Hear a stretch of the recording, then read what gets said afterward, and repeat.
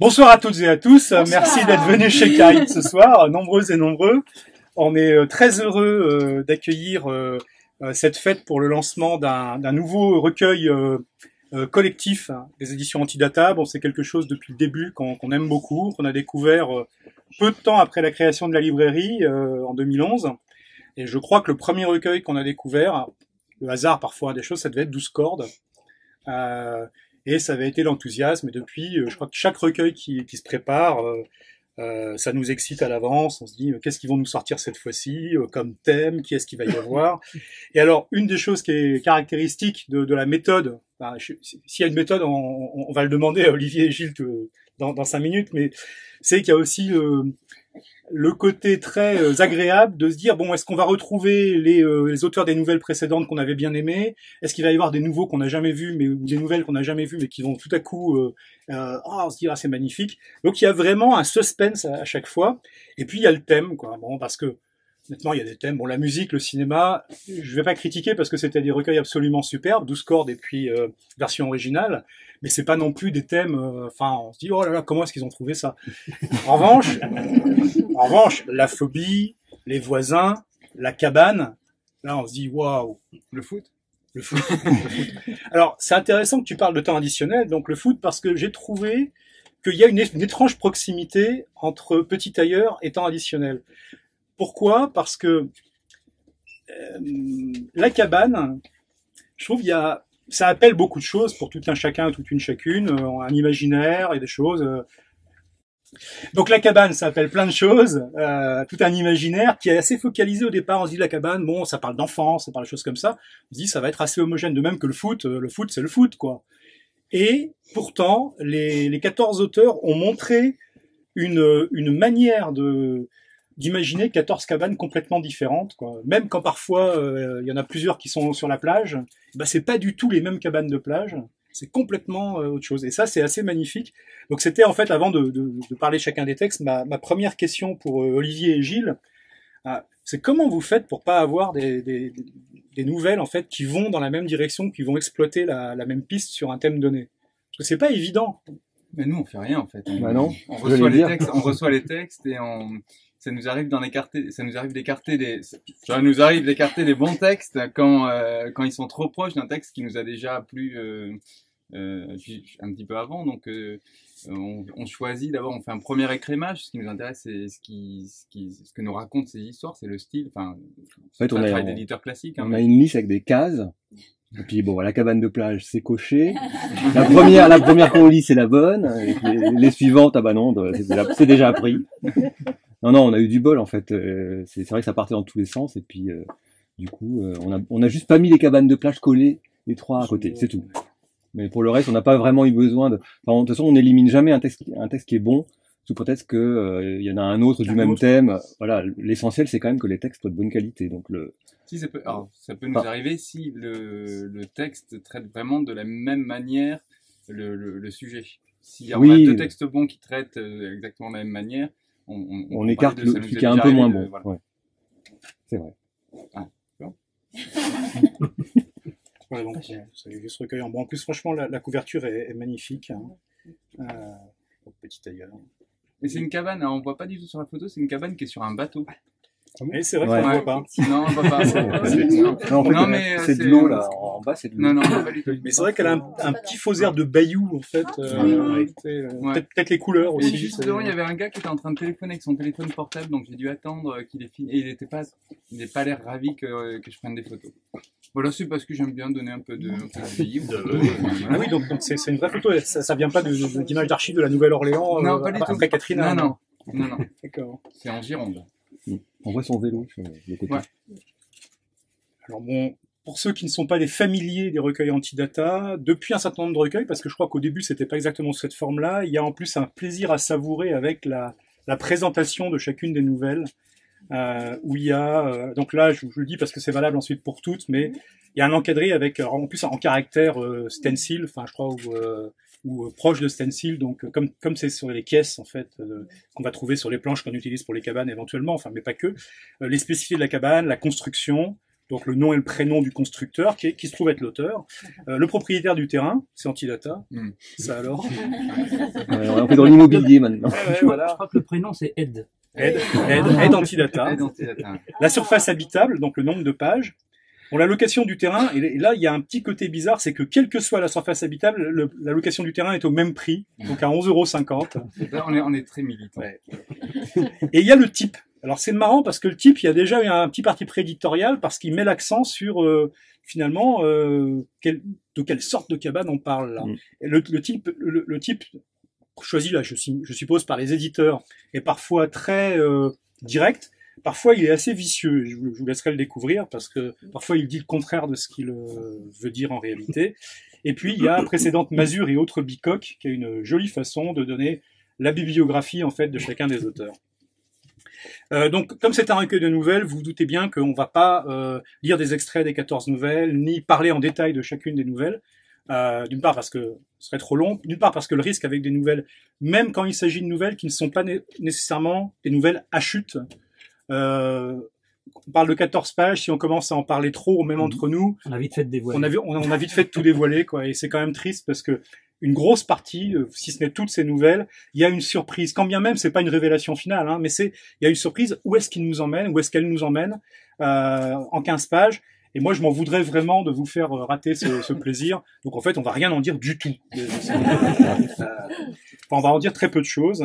Plutôt parler des thématiques qui ont été explorées par les uns et par les autres. C'est assez extraordinaire parce qu'il y a des nouvelles qui sont extrêmement poignantes. Bon,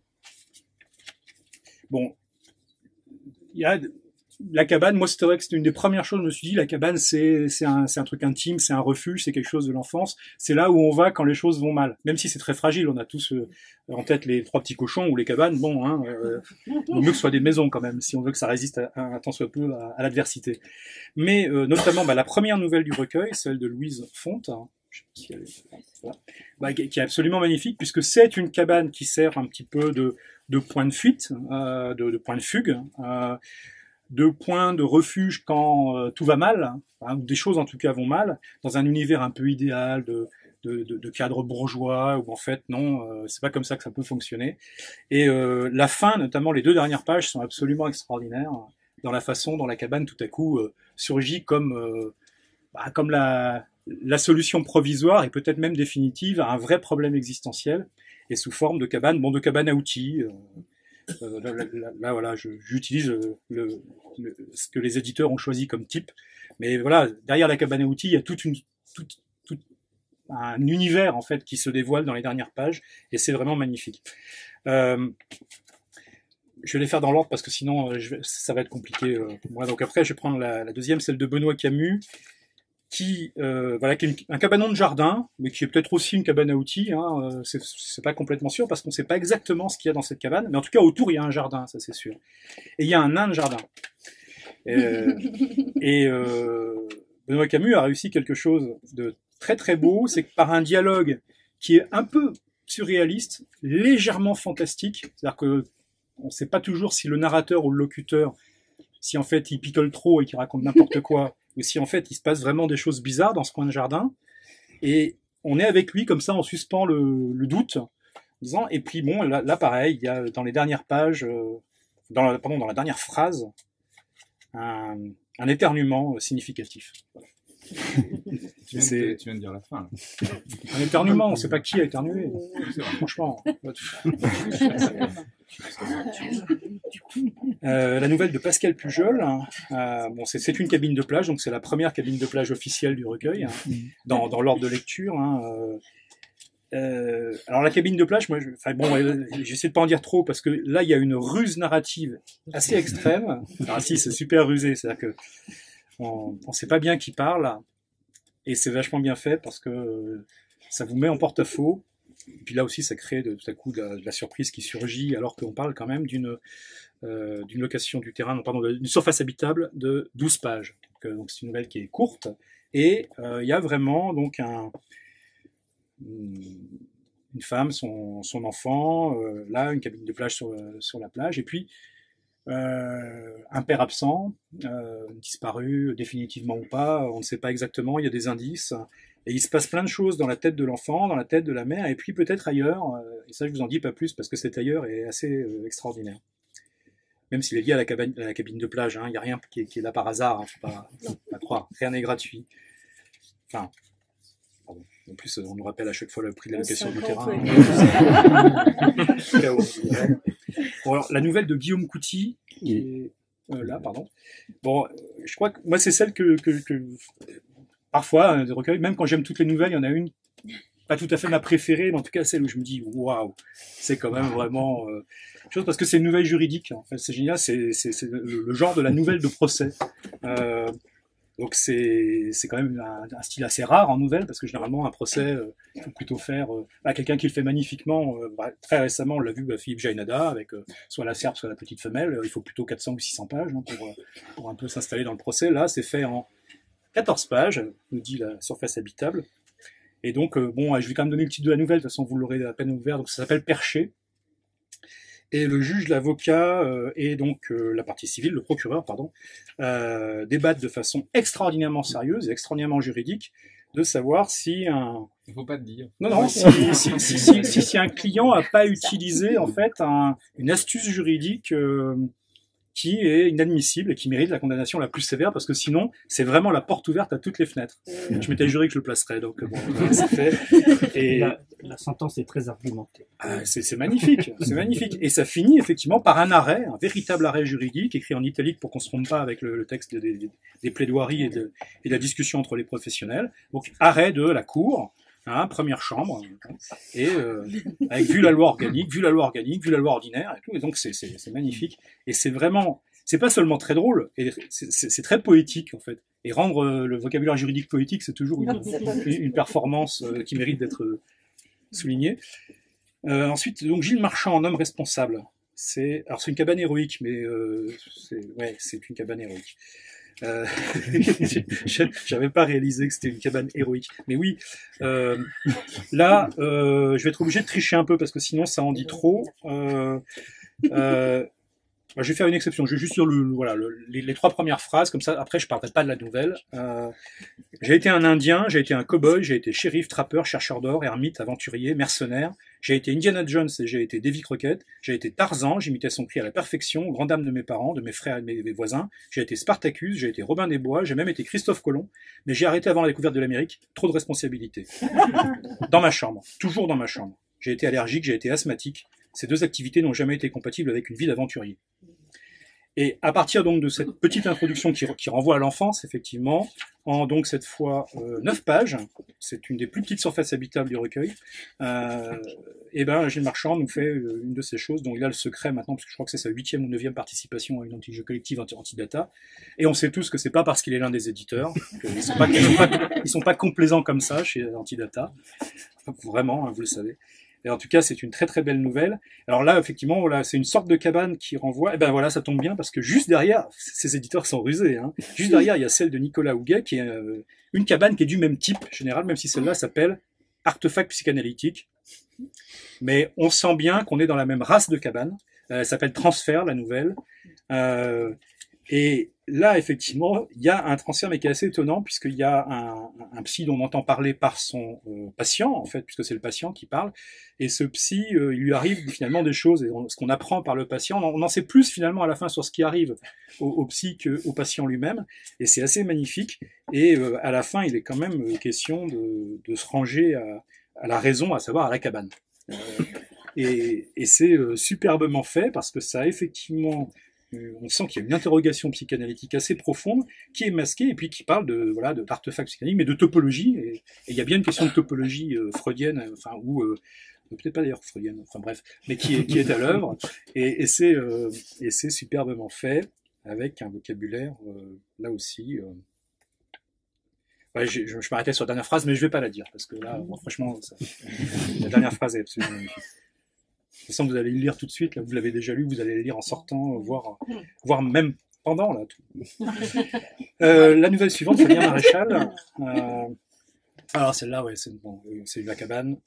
Logement de vacances arboricole, ouais. C'est la cabane qui pourrait basculer en Center Parcs pour un rien, et puis qui le fait pas, qui reste justement, qui réussit à exhumer un mystère dans un truc qui pourrait facilement être policé, parce que bon, c'est une cabane perchée sur un chêne, c'est la petite famille sympa avec les enfants qui y va pour l'expérience géniale, on va passer le week-end dans une cabane dans un arbre.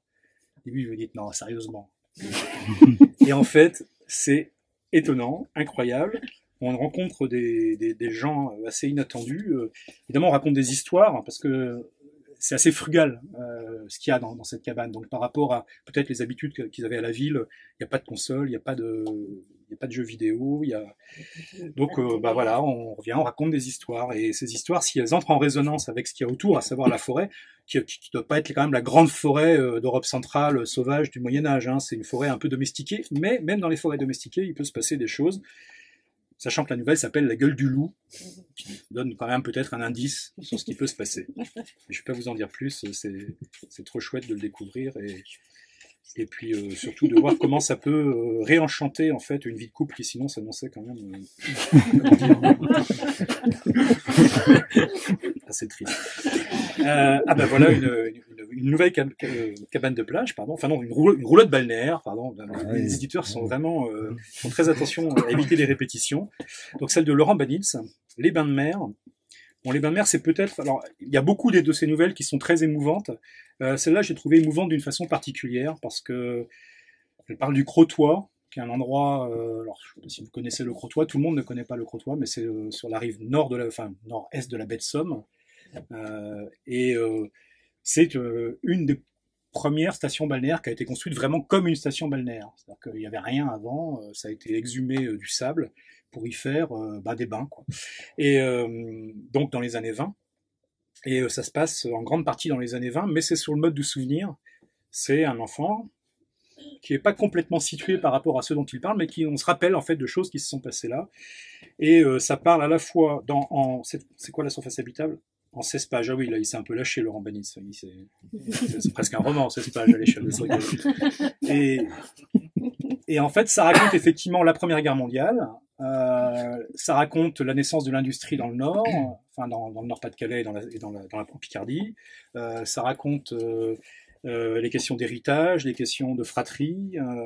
Et puis ça parle un peu de séduction, d'adultère. Enfin, c'est tout un roman qui est concentré. Et d'amour, bien sûr. Bien sûr. On peut avoir peur. En 16 pages. Et tout ça au Crotoy, dans les souvenirs racontés, mythifiés, très réalistes par moments. C'est très étonnant, très émouvant et très beau. Et elle est très longue, alors donc, du coup j'ai beaucoup de pages à tourner. Bruno Pochessy. Alors ça c'est une cabane, une hutte prison. Tiens donc. Celle-là c'est peut-être la cabane la plus atypique du recueil. Il faut être honnête. Alors il paraît que Bruno Pochessy écrit parfois des choses qui s'appellent peut-être un peu science-fiction. Oui, ça science-fiction, t'arrive, fantastique. Et donc La hutte continue, c'est le titre de la nouvelle. C'est terrible quand même quand une nouvelle part d'un jeu de mots foireux. Mais non, parce que alors il y a quand même une question de contexte. Là, il se trouve que le jeu de mots est pas du tout foireux parce qu'effectivement, il y a un aspect. J'ai réussi à tordre au fil de la rédaction. Non, mais c'est assez redoutable. Alors, pareil, celle-là, on peut pas trop la raconter. Enfin, si ce n'est que au départ, il y a quelqu'un qui habite effectivement dans une prison. Là, on nous le dit dès le type. Donc une petite hutte avec un petit champ autour minuscule. Il a un voisin, il en avait un autre avant, mais l'autre est plus là. Et en fait, il y a une espèce de mauvaise herbe qui croît inexorablement toute la journée en fonction de l'éclairage. Donc en fait, elle s'arrête de croître pendant la nuit, Dieu merci. Mais dès qu'il y a beaucoup de soleil, elle avance. Et donc il faut la tondre parce que si on la tond pas, on nous laisse imaginer que alors là c'est l'horreur totale. Et comme c'est quand même une prison, puisque c'est annoncé dès le départ, au cas où à un moment on baisserait les bras, on se dirait non mais tant pis, allez que la mauvaise herbe triomphe, je m'en fous. Là, on a un bracelet en fait qui à ce moment-là se met à te serrer, voire éventuellement à t'arracher un peu le bras pour te rappeler qu'il faut tomber. Donc et en fait c'est fait d'une manière, on se dit non mais attends c'est quoi c'est la merde au début. Non, en fait, tout à coup, on se dit, et on commence à flipper, mais non, mais arrête, tombe, mais mon Dieu, ralentis pas, tu vois bien, sinon. Et puis, c'est très prenant. Et en plus, cette fois, voilà, sur 11 pages. Hein, donc voilà, il y a des gens qui font pas des romans, tu vois, ils font des. Alors, si je peux juste ajouter quelque chose, c'est que c'est la première fois, je pense, qu'on publie, tu m'arrêtes Olivier si je dis une bêtise, un texte un peu science-fiction. Ah, bah, ça de doit- type ça doit- science-fiction. Ouais. Et je me souviens très bien quand Olivier me l'a envoyé, il m'a dit écoute, lis ça, c'est parce on n'a pas l'habitude de publier ce genre de texte, mais lis-le, dis-moi ce que t'en penses. Et je me souviens très bien, je l'ai lu et je lui ai dit mais il y a Ouais, aucune bravo, question à se c'est poser, faut y super. aller. Enfin, il y a vraiment quelque chose qui se passe et à la fois, je vais pas Non, mais répéter ce c'est t'as pour dit, ça que je me mais suis on a permis de ressenti façon avec de toi, dire, il y a- tu vois, il y a enfin, une- de il y a quoi une ça vraie parle. évidence à Parce que publier l'objet ça. n'est pas ce dont ça parle, c'est très vite dit. C'est vraiment la manière, en fait, dont se construit la situation de cette personne avec son bracelet montre, sa tondeuse et son petit champ qui rétrécit pendant la journée parce que cette herbe, pendant la nuit, on peut souffler un peu éventuellement, mais faut pas dormir trop longtemps, quoi. Enfin, donc et donc il y a vraiment une façon de faire vivre cette espèce de suspense, enfin, et d'inexorabilité. Voilà. Johanna Josso, donc si je me trompe, c'était sa première contribution, elle a un recueil Ouais. Antidata, donc Elle est pas là, malheureusement. alors là, la cabane est quand même d'un type assez particulier, puisque c'est une cabane qui est un trou psychique. Et en effet, là aussi, c'est une des cabanes qui renvoie beaucoup à l'enfance, mais d'une façon assez torturée. Il y a une personne, en fait, il y en a deux. Il y a une personne dont on parle, puis il y a une narratrice, qui ont eu à un moment dans leur vie un moment, alors si on était dans les X-Files, on dirait ils ont été enlevés par des extraterrestres, mais c'est sans doute pas ça, enfin, c'est quoi qu'on puisse pas en être complètement sûr, parce que on n'explique pas, mais en tout cas, le point de fuite, le point aveugle, là où quelque chose d'indicible, pour parler un peu comme Lovecraft, qui n'est pas très loin, s'est passé, c'est une cabane. Et je vous en dirai pas plus, parce que les cabanes au fond des bois comme ça, il faut pas en parler, parce que sinon il se passe des choses. Non, c'est parce que je commence à plus trop savoir quoi dire comme j'approche de la fin. Stéphane Monod, une cabane de type soupirail. Bon, alors là, d'abord, il a la prime du titre quand même, Le plus long de l'histoire. ouais, le plus extraordinaire du recueil et probablement de l'histoire d'Antidata en anti collectif, puisque le titre c'est La linéarité affublée du masque grotesque de la relative jeunesse. Et en fait, c'est tout à fait ça.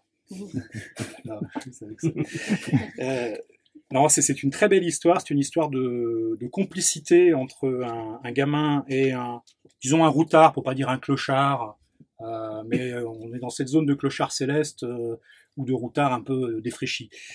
Et il y a, évidemment, parce que c'est Stéphane Monod et qu'on a tous lu son très très bon recueil de Noche Triste, ça parle d'Andalousie, hein, fatalement. Et donc il y a l'Andalousie comme un rêve à l'horizon, alors qu'au départ on est quand même dans un chantier à moitié abandonné avec et la cabane est ce type de soupirail, elle est faite dans une conduite en béton en fait, donc là où traînent toutes des choses un peu immondes qu'il peut y avoir sur un chantier abandonné. Et en fait voilà, en la présentant comme ça, je la trahis complètement puisqu'en fait c'est une nouvelle policière, c'est la seule nouvelle du recueil qui soit une véritable nouvelle policière, avec des méchants, du chantage, enfin des choses énormes, et fait en 16 pages, ouais, on prend un peu ses aises. C'est à l'ancien. Il a le droit. Voilà, il a le droit. Alors, l'avant-dernière, celle de Thierry Covolo. Bon, son titre français, c'est Un petit coq rouge. Son titre anglais, c'est Little Red Rooster. C'est une magnifique nouvelle. Alors là, la cabane est un endroit improbable. C'est une chanson aussi. Ouais. Ouais, Oui, bah oui. C'est une chanson, c'est une nouvelle, pardon, mais ça pourrait être une chanson, qui en, cette fois, 15 pages, réussit à faire vivre devant nous ce que peut être finalement l'esprit même du rock, son ancrage dans le blues, et dans le blues le plus profond, et la manière dont ces choses-là se transmettent. Y compris aujourd'hui, on se dit non mais tout ça c'est mort, enfin c'est fini, c'est des vieux trucs, c'est des trucs pour les pierres qui roulent et tout, c'est... Et en fait, il le rend vivant. Donc oui, Little Red Rooster, c'est une chanson du blues traditionnel, mais qui a été reprise dans une version assez déjantée par les Rolling Stones. Et donc il y a effectivement dans cette nouvelle des gens qui s'appellent Mick, des gens qui s'appellent Kiss, mais des gens qui s'appellent aussi Achille, hein, je vous rassure. Donc on n'est pas que dans les Rolling Stones, mais c'est magnifique, un moment de pureté blues. Je sais pas si ça peut exister, la pureté blues. Enfin, en tout cas, dans une cabane un peu au milieu de nulle part, mais qui surgit à point nommé, alors qu'on se dirigeait vers un désastre total. Et la dernière nouvelle, c'est d'Antonin Crène, donc, qui est une cabine de plage, c'est la troisième et dernière. C'est la plus fantomatique sans doute de toutes les nouvelles, parce que à partir effectivement d'une cabine de plage sur la plage, là pour le coup, au départ on se dit ça va, c'est normal, tout va bien, il y a la famille, il y a la cabine de plage. Il y a des... C'est une cabine de plage qu'on ne retrouve pas toujours au même endroit. On se dit bon, c'est bon, ils l'ont déplacé parce qu'il y avait la marée peut-être, ou qu'il y avait un glissement de terrain, puis en fait non. Il y a d'autres explications, je suis pas sûr moi de bien les avoir toutes saisies. Il se passe en tout cas des choses vraiment bizarres dans cette nouvelle, mais c'est fait de façon insidieuse, parce que comme c'est un gamin qui raconte, le gamin en fait il a une capacité d'acceptation de l'improbable qui est beaucoup plus forte a priori que celle des adultes, donc il accepte assez bien l'improbable. Et puis comme c'est un gamin et qu'on n'est pas sûr non plus que ce soit un narrateur super fiable, on se dit est-ce qu'il a bien compris ce qui se passe vraiment, et donc on reste en tant que lectrice ou lecteur en espèce de déséquilibre en se disant ouais non mais il raconte n'importe quoi, ça peut pas exister ça, et puis en fait peut-être que si, et jusqu'à la fin que je vous dévoilerai évidemment pas, même si la dernière phrase est magnifique là aussi, en rupture totale avec le reste de la nouvelle, parce que d'un seul coup elle nous propose une solution, explication, possibilité, fantasme, en tout cas c'est très très beau. Et voilà, donc c'est probablement, et franchement je dis pas ça à chaque fois, mais dans sa variété, dans la façon dont les 14 auteurs ont exploré des angles très improbables sur ce que peut être une cabane littéraire et imaginaire, je pense que c'est un des recueils les plus réussis d'Antidata, qui n'en manque pas jusqu'ici. Donc vraiment, merci et bravo à tous et à toutes, parce que je pense qu'on n'a pas fini de se réjouir en fait avec ce petit ailleurs qui donc est grand, évidemment. Donc,